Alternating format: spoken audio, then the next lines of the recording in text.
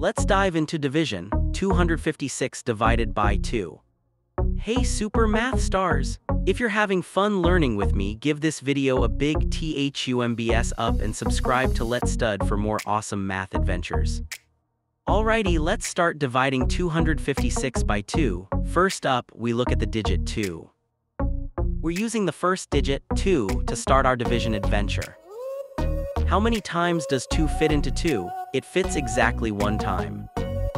Let's check. 1 multiplied by 2 is 2, write that down. Now subtract 2 minus 2 equals 0, easy peasy. Awesome job, you've got the first part done. Time to bring down the next number and keep the division party going. Here we go with the next digit 5, our current number to work with is 5. We bring down the 5 to join the remainder 0, making it 5.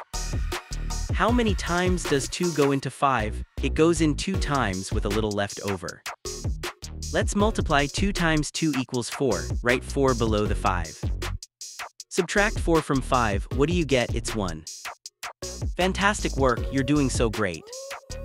We're almost there, let's bring down the last digit to finish this up.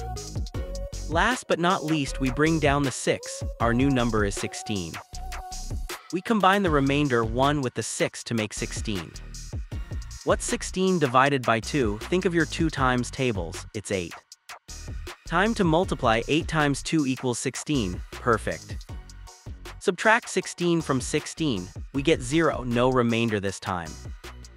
Woohoo, you absolutely crushed it, high five. And that's all the digits, we've reached the end of our division journey. We did it. 256 divided by 2 is 128. Great job, everyone, we learned how to tackle long division step by step. Remember, even big numbers can be divided with a little patience and a lot of practice.